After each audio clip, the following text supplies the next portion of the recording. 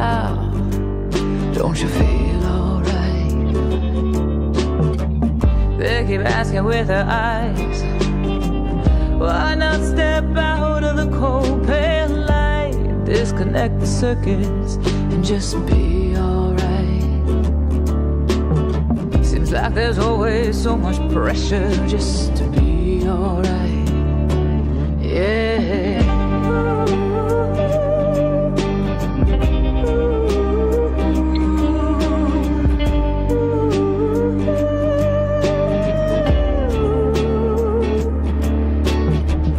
Anyone who goes their own way, the way you do, girl, must have a wise cross, a sharp square peg in a sweet round world. There's always so much pressure to run with the herd, to where you're happy on the outside, no matter how much it hurts. To where you're happy on the outside, no matter how much it hurts. Yeah.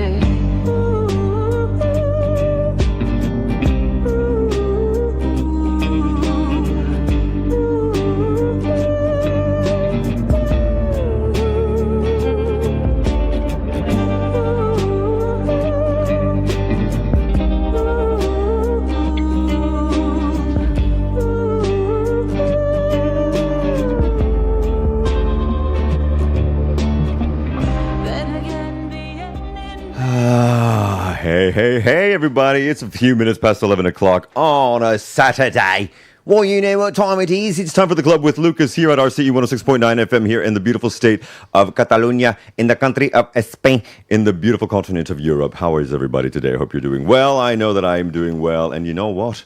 I'm not alone today. I'm not alone in the studio because, in fact, what we've just come off of is the newest single and latest single by Lady Tori Sparks, who we have dubbed here in the rock community of Catalonia the queen of rock and roll fusion.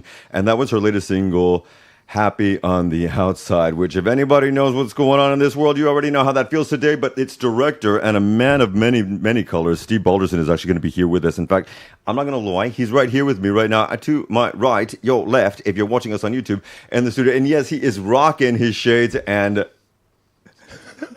Okay, the shades, that was the stare that you're going to get from Steve. Because we got a lot to get to with Mr. Balderson as well later on in the hour. But of course, this brother is not just doing music videos, of course. He has a lot to talk to us about his oeuvre.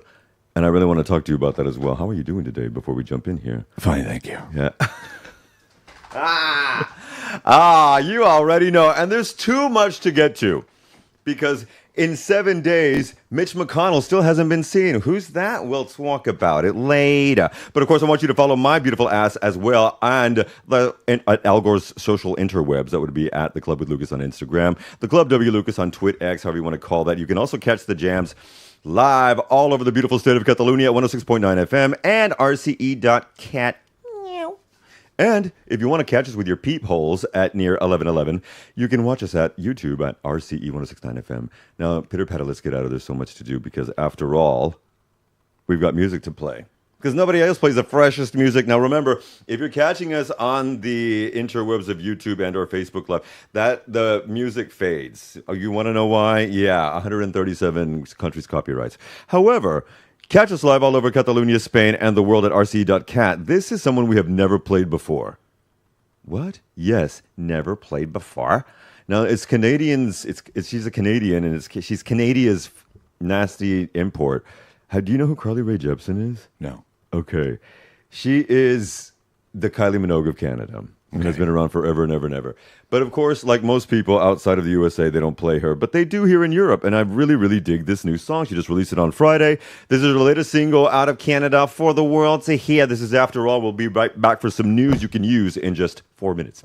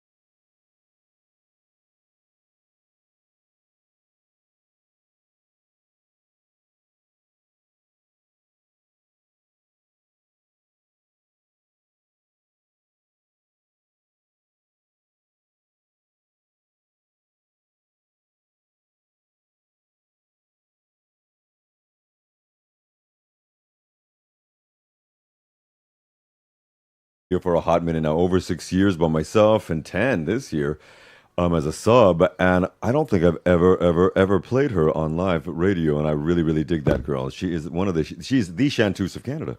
So that was Carly Rae Jepsen. But let's get to some news because shit is real. Right now, the middle of Spain is in flames, I tell you, children of the corn. If you are hearing this, and want to support, you can go to the Boletín of the .gov here in our country, GOB, and look that up. There are websites where you can support the cause because, unfortunately, the reports are that it is not stopping and that there are massive amounts of people who are actually coming in from other places to help in those Madrid fires. So, of course, our thoughts and hearts go out to them as well. There has been so much hullabaloo over the last week because Spain, we live in the country that won the FIFA World Cup. As that is also true, I would also like to make note that it is this summer, 40 years ago, that we became part of the world order and joined the European Commission. Fun. Let's never forget that there was a whole lot of fascism that we had to overcome to get into that. Okay, so 40 years later that we won is fantastic. However, it was very interesting to be in the middle of the city, specifically in Gracia, in Barcelona, where there is a route of Independencia Catalana that is huge. It makes me moist down there. And I have never seen so many independentistas turn Españolita in one moment as of that moment. Now, I'm not going to ask you, sir, not to drag you into this political realm of Spain and Catalonia, but it was very, very telling to me that that was going on. But power to the people, Spain is great because the week before that, Trump was actually in our neck of the woods, talking to Donald Tusk and telling him that Spain was a loser country, that we should not be doing any trade with them because it's a loser country, and that Pedro Sanchez is bad people and his administration are bad people. And now, of course, he's great with us. Spain's prime minister actually came out yesterday and said he has publicly pushed back on any pressure from the U.S., saying we have good ties with them so far.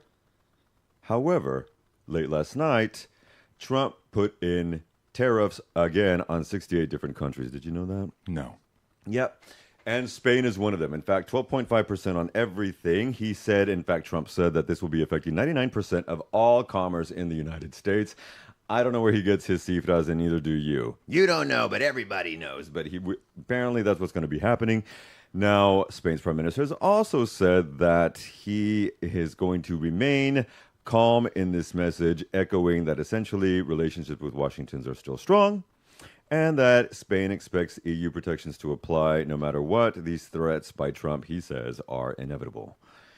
Now, with that no to war line, one of the other things that Pedro Sanchez is dealing with is the fact that 15 years ago we had a president named Zapatero. Well. He has now been to court. And Zapatero, who was the president, of course, when many of you who are listening were born and or were little kids, he's being investigated by Spain's National Court in the so-called Plus Ultra matter, where basically he is tied to a 53 million euro public bailout, taking jewelry that was apparently worth 1.3 million per piece and never declaring them on any income tax statements. He's alleged of influence peddling as well as related to influences, and he has been, of course, ruled for weird, irregular financial dealings that also involve two of his daughters. So, yes, the sins of the fathers are falling on the children, which seems to happen everywhere, because let's jump over back to the other side of the pond, because in the UK, they have a new prime minister. And that new prime minister is really taking over from a lot of drama from the other cabinet. Now, they've completely changed that cabinet. And the new prime minister's name is Andy Burnham. He was very much favored from Labour and other people following Keir Starmer's resignation. Now, Ed Miliband is back as the foreign secretary, which I found very, very interesting. And he's thrown John Haley back as well as Chancellor of the Exchequer. Now, if you know who they are, they've been playing around for a lot of time. They stay centrist, both of these men, with him, but he's also made half of the staff, or the secretaries rather, I should say, half of them are female, which he is copying Pedro Sanchez, I would like to say, for the first time in British history. Or a second time rather, there will be half of that in the exchange there. So that's a good thing, I think. But if we continue, they're also bringing over the Tate brothers. Who are the Tate brothers? Do you know who the Tate brothers are? I'm sure you've heard of the Tate brothers, my brother. Now, I have to drag you into this, Mr. Balderson. No. No! You haven't heard of Andrew and Tristan Tate. Well, children, listen up, gather around because we have another song to play to and then an interview with Mr. Steve Balderson. But the Tate brothers are two of the manosphere's founders. About 10 years ago, they came off the back end of training on how to use women to make money, take their money from them, and then force them into acts of sexual perversion that can be filmed, or SA that can be filmed and then utilized later for purposes of blackmail. Now, if you don't know who they are, many, many millions, in fact, they're the core of their audience is between 13 and 29. Millions and millions of men are their followers, and I'm talking hundreds of millions around the world. And they had been held for years in Romania not years, for a year in prison for rape and allegations of sex trafficking. Two of them were a 15 and a 17-year-old woman as well. Both Tristan and his brother Andrew were held. They are UK and US citizens, black and white, as it were, as well. And finally, for some reason, about the 11th month and the 11th hour, they were released from Romania and flown, for some reason, to Florida. Now, if you don't know who lives in Florida, well, now we're discovering that there is a huge connection of the Trump administration and specifically, allegedly, his son Barron as well to the Tate brothers. In fact, Barron has been quoted many, many times as saying that Andrew Tate is like a big brother to him. When you know his father, that would make some bloody sense. Well, the UK is asking for them to be extradited because it has been reported now that they have scores and scores of new allegations against them, and they have been indicted in the United States and are awaiting possible prosecution to be then extradited to the United Kingdom, at which point they would never get out. However, the fact that this is falling into the manosphere, that means it's falling into the Trump administration, is very, very loud. And so Congresswoman Ansari of the Democratic Party of the United States of America last night filed a report and a letter of which I'm going to read just a bit of it, and then we're going to jump into some music and into our interview, to House Oversight Chair James Comer. And if you know who that mother effer is, God help us all. But she asked the Committee on Oversight and Accountability immediately open an investigation into potential political interference because it seems that the federal government and the Trump administration have been helping criminal prosecutions of Emery Andrew Tate and his brother Tristan. They want to know whether back-channel communications between the Tates and members of the First Family, including Barron Trump, had influenced official actions when they were brought out from rape and sex trafficking charges from Romania and flown to Florida. They are asking for subpoenas from the Department of Justice and state records, and they want Barron Trump. They are going to subpoena Barron Trump to come testify in front of the Congress as well. As she concluded, no individual, regardless of wealth, political party, or access to the First Family and the President, is above the law or beyond the reach of justice. Thank you very much. More on that later. Did you know any of that was happening? As of last night, of course. No, but that's all bananas. new. It's insanity. So to put a different palette in her mouth, I'm going to put some little bit, well, it's not so instrumental, but it's a little bit of instrumental. And if you love a little bit of drum and bass and jungle all up in your face, this is, well, it's Bjork's ex-husband. This is Goldie with singer Natalie Williams, and this is a little bit of Jungle Days for you. And we'll be right back in 3.5 minutes.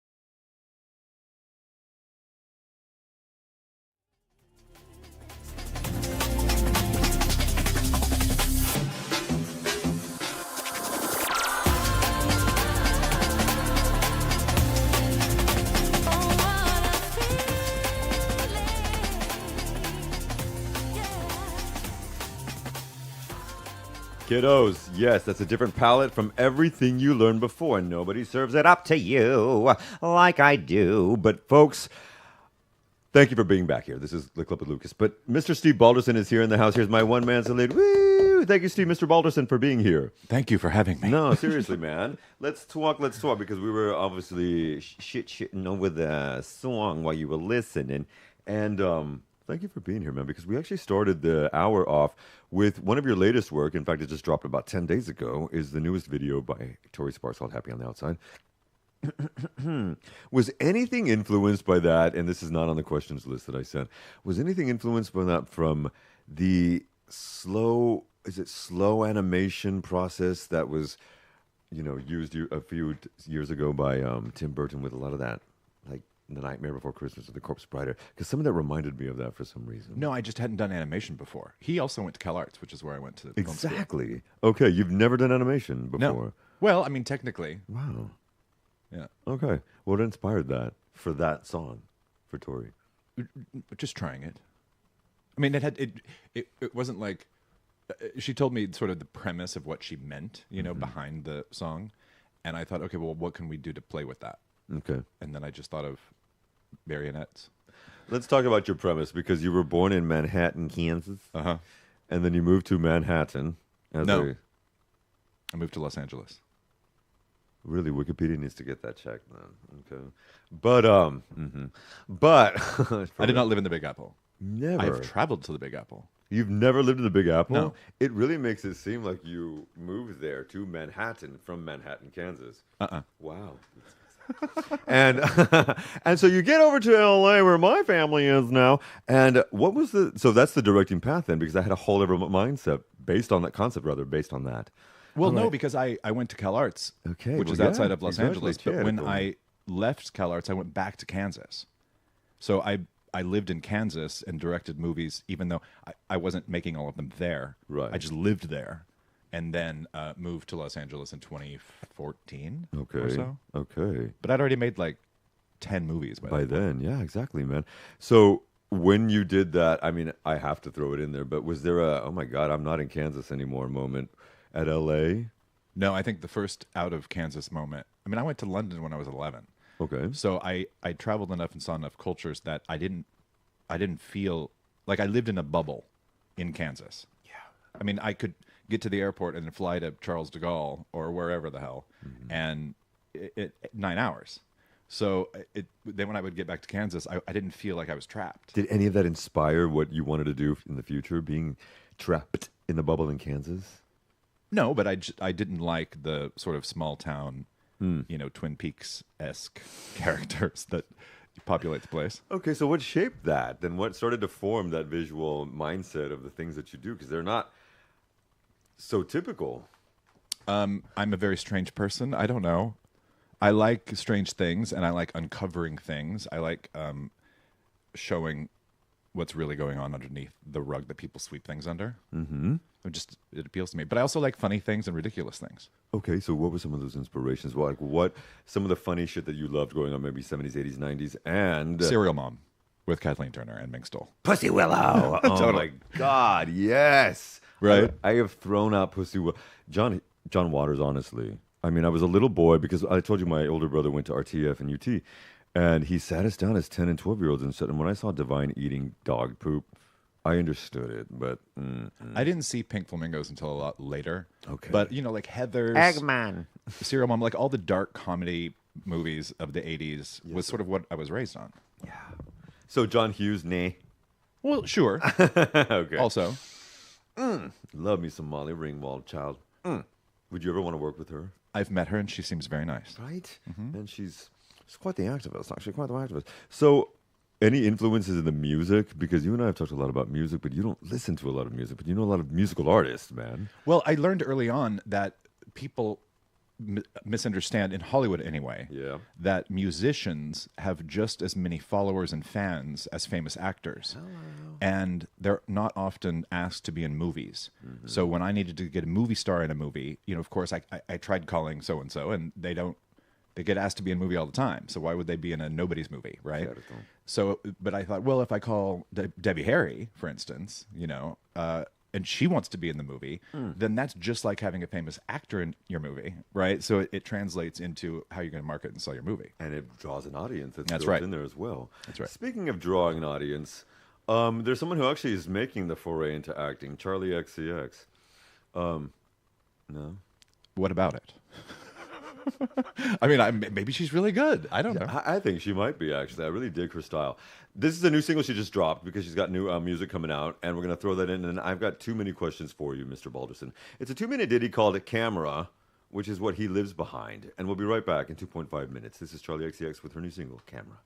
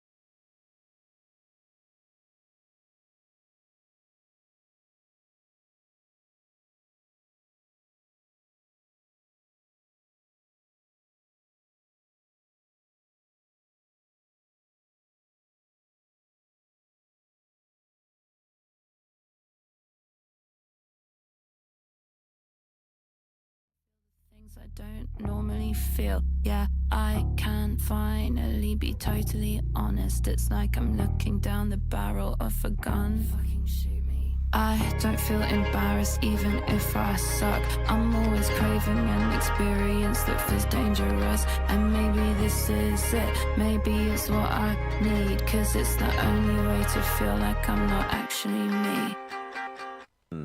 Actually, those lyrics that are biting. How would you describe, Sir Balderson, how would you describe your directing philosophy in a way that segues throughout your career? Do you have one? A philosophy? In the work or just in life? The work specific.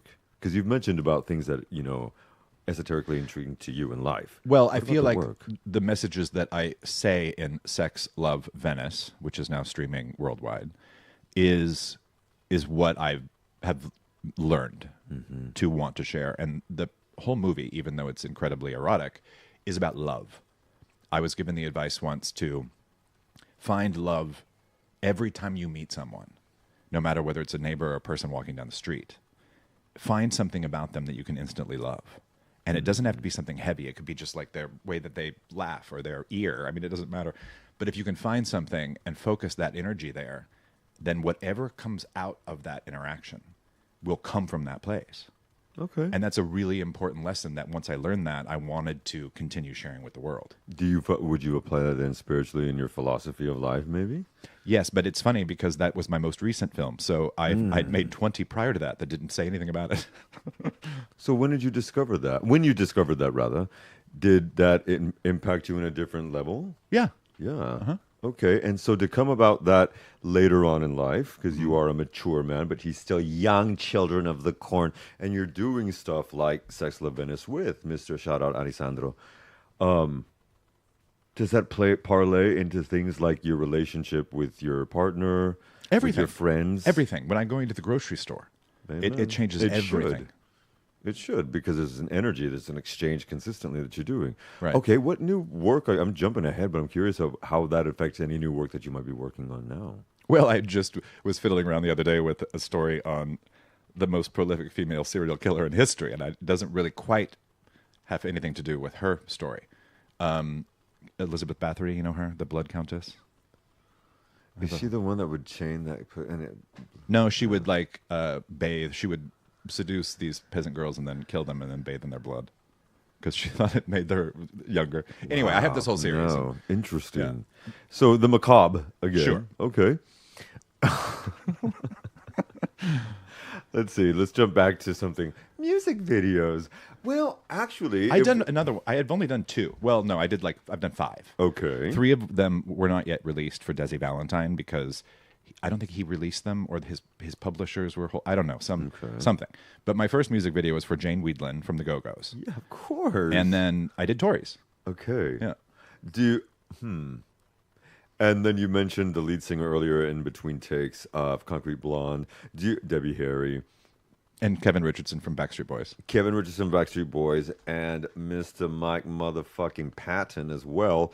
Do you have, I mean, obviously you have a predilection. You said for some reason LA or Hollywood doesn't seem to jump onto that factor of what their social media and also their fans' content can be. But 5 of those are female, 2 of them are male. Do you have a preference for female rockers? Well, I was a big fan of Concrete Blondes until I met Jeanette. I didn't say that, but I would love to say that wherever you are, lady, Joey, I'm not angry anymore. Get it together. But interestingly enough, when you worked with someone like Kevin Richardson of the Backstreet Boys, whose music I would never be a fan of. No, this is interesting. But, please. Yeah, because when I was asked, Kevin's interested in auditioning, I'm like, a Backstreet Boy wants to be in this movie? I'm like, what does that mean?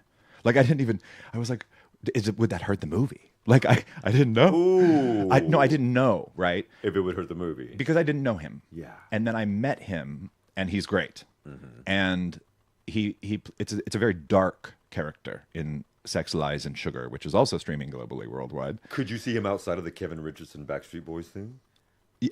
Not before working with him. Okay. But then the second we got on the set and we were doing the movie, I was blown away. And he won Best Actor in quite a number of film festivals for that part that he played. It was his debut movie. And what was the name of the film, excuse me? Sex, Lies, and Sugar.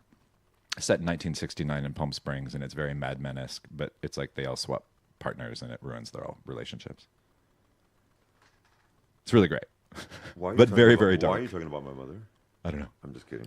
And so when you deal with that, though, when you deal with that type of energy, because obviously I would have been just seeing him as... Sure. And then, okay. So when you see that kind of reaction of that guy from it, do you continue these relationships in any form or fashion with some of these people? Yeah. Okay. Hell to the Well, yeah, because when I work with people, it's like going to summer camp, and we're really under pressure. We're too. friendly. Okay. No, there's no. One of my favorite sayings is "There's no such thing as a problem." Did you know this? Mm-hmm. There's challenges. Sure. The only thing that exists is our reaction to a situation. True. So I try to keep things really calm and really peaceful and really enjoyable to be on set. And I'm very, very organized. So we don't have maybe a 10-hour day. We don't have 12, 14-hour days. Okay. So everybody's enjoying it. So we become friends, and it's great. Okay. So what would you say is a big creative challenge for you when you're on the shoot? Well, it always is money. It's always, the limitations of what can you do, what can you afford, what are your resources. You can never have enough resources. But it's fun to just be resourceful with what you have also. True. And so do you keep your overhead low as much as possible? Do you control all that? Sure. I am a penny pincher. Okay. If you can get it for a trade, I would rather get it for a trade and save that penny for something else. Amen. Well, that makes sense. And even if you have $1 million, still try to get the free hotel. Okay. You can't just go spend it. And could you get that free hotel by telling them that you would shoot there and promote that in the film or something? We have. Yeah. See, that's how you do it, kids. We're going to be right back with a few more questions that I have because I also want to talk a little bit about making music video versus other, the other parts of your oeuvre. But Barry can't swim, but he swims over here in this studio all the time because I love playing this band. Barry Can't Swim has a new track out that they just threw out yesterday. It's called Dance, Dance, Dance, but it's not a remake of that song, thank God. All right, remember, you can catch the jams live all over 106.9 FM here in Catalonia and RCE.cat all over the world, and we'll be right back with Mr. Steve Balderson in 3 minutes. This is a game. Whatever I play to you, you play back to me. Back to me. You play back to me.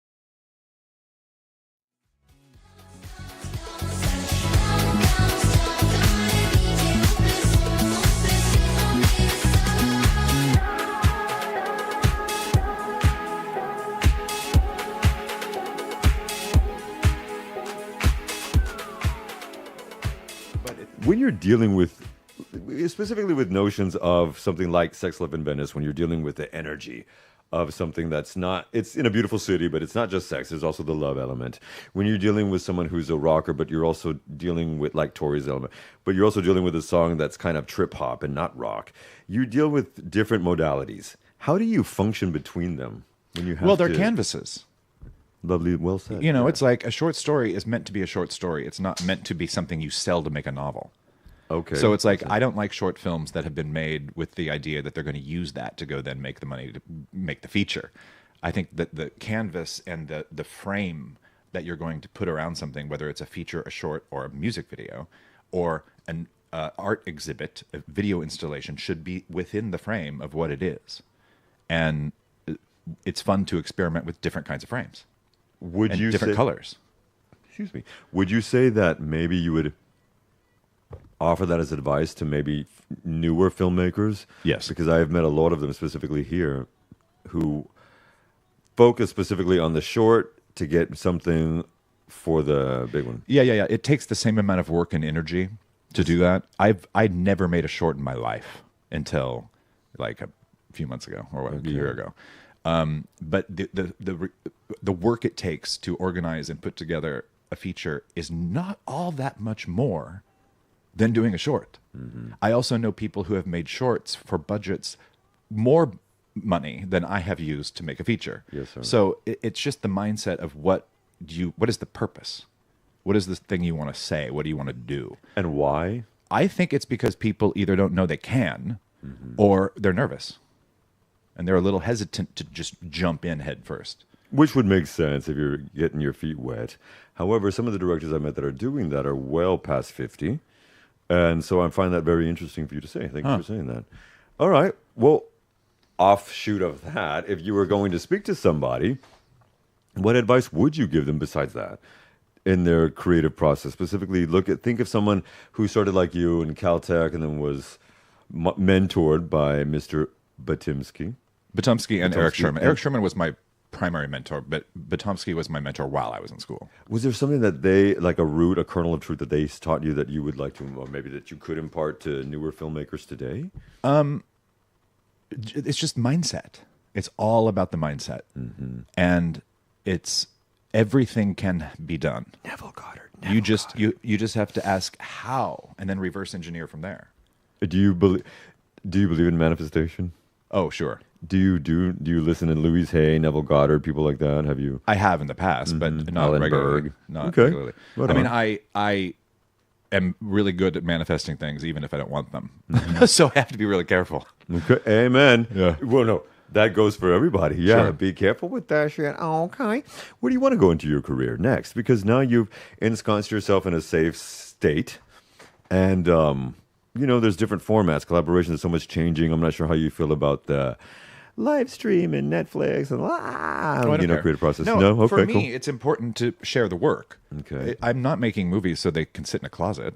Right. I want people to see them. But, it's also, I would love to do a series. I would love to do, I haven't ever really done a proper murder mystery.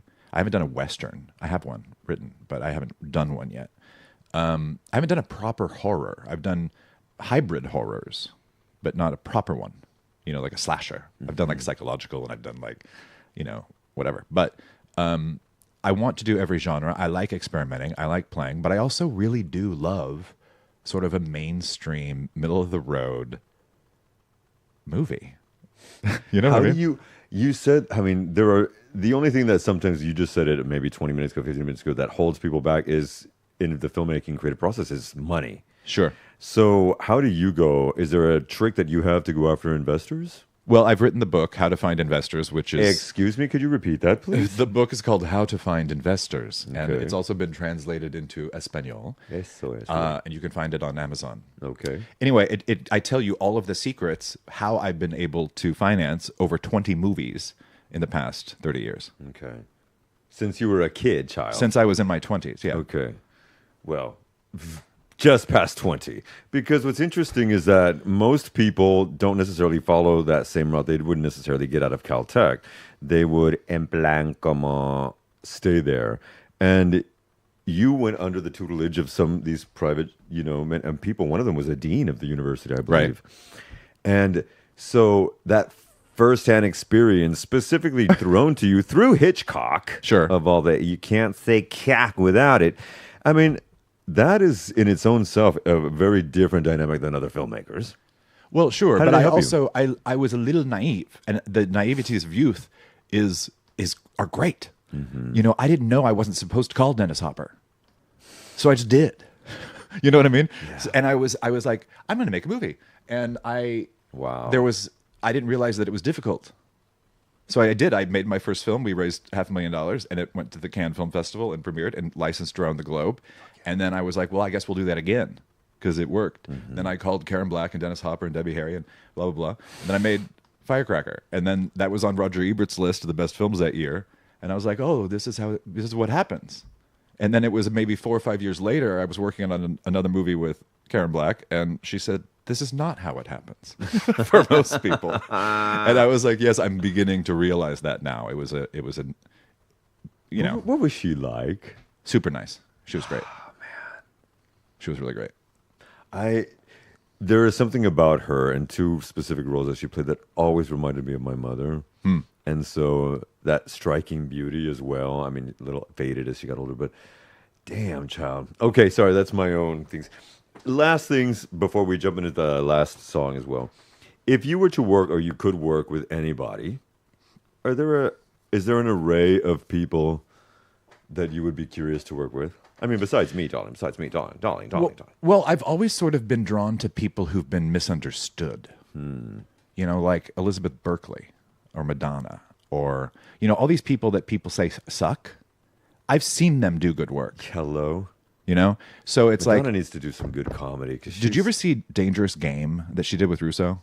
Oh, fuck. Yeah. She was great. It was horrifying to see her be beat. Yeah, no, but she was great. She was also great in Shadows and Fog by Woody Allen and Girl 6. Yeah, but it's like, you know, I always like the underdog. It's like, who has been treated badly for no other reason than they were. Nobody whatever. know me. Nobody. You know what I mean? Know me Malone, man. I will always be because I grew up with her in love with Jesse Spano. Literally in Jesse Spano love with, you know, that show.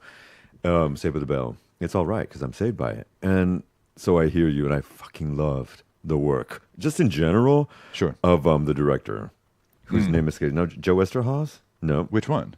Paul Verhoeven. I really liked the work of Paul Verhoeven. Even that last one he did with... No, he's great. With Elle, called Elle. But anyway, so you like working with underdogs and misunderstoods. Yeah, but I would also love Jodie Foster, whose wife is my friend Susan's best friend. Like, I want to work with smart people, people that are great, and people that are misunderstood, and people who are kind. That's the most important. I don't work with an asshole. I have, and they're not fun to work with. No, and I've been reading some horror stories about some other ones, and we won't talk about Faye Dunaway. I didn't say that. You did.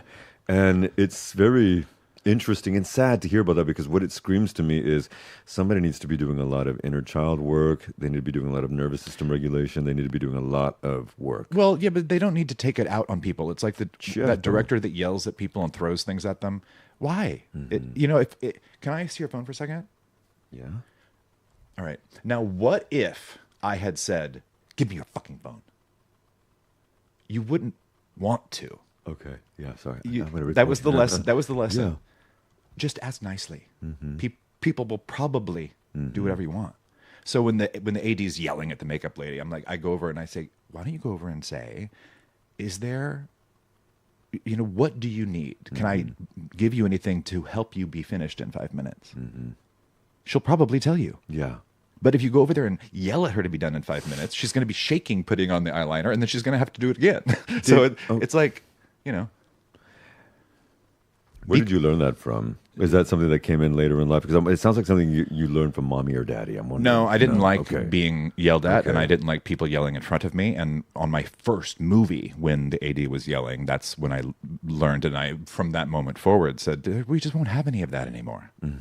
There's no reason. Just be kind, you know? You know what? So this is a beautiful way to encapsulate this. It's just be chill and be kind. Yeah. You know, there's something what I was talking about with my uni students this week about there's a way of being direct and assertive without being aggressive and an asshole about it. There's totally also a way, don't be a nice guy, be a kind person. Because I'm not a nice guy. I can be a fucking asshole, but I am a kind man. And I've worked towards that because of the work that I've done and the love that I've learned from my dogs. And I really, really thank you for saying that. So, folks, if you can take anything away from Steve Balderson, it would be this. Go to his IMDb page. Fix the Wikipedia. Go to his IMDb page. Check out Firecracker because it's just honestly, that is such a beautiful fucking badass film. And you work so much in the indie and alternative. So that's how I grew up, specifically in the 90s as a little kid. Thank you because of my brother. Thank you, Roddy. I love you. And so check out that one. Also, Sex Love Venice is now available on Amazon. It also has one of our friends to the show, Alessandro Nanzo, here as well. He's in that as well. It is a beautiful film that needs to be seen by me again. And Jam, Tori's new single as well, Happy on the Outside, which is available now wherever good videos are streamed. And folks, we're going to leave you with one more song as well. Thank you, Mr. Steve Balderson, for being here. We're going to have you again. Thank you. And one day you're going to have to just come co-host and we can do some great DJs. Now, CeCe Peniston, yes, finally, yes, her. She's been making music with different people just like every month or every other week. She's doing a different little band out of Atlanta, out of wherever. And this one is called Mother's Favorite Child with CeCe Peniston. The song is called Sick, and I freaking love it. And we'll be right back with new sponsors, Hotspot Travels, in just a little bit. We got a lot to talk about. That was Mr. Steve Balderson. This is CeCe Peniston, and we love you. Remember, be kind, folks, and rewind.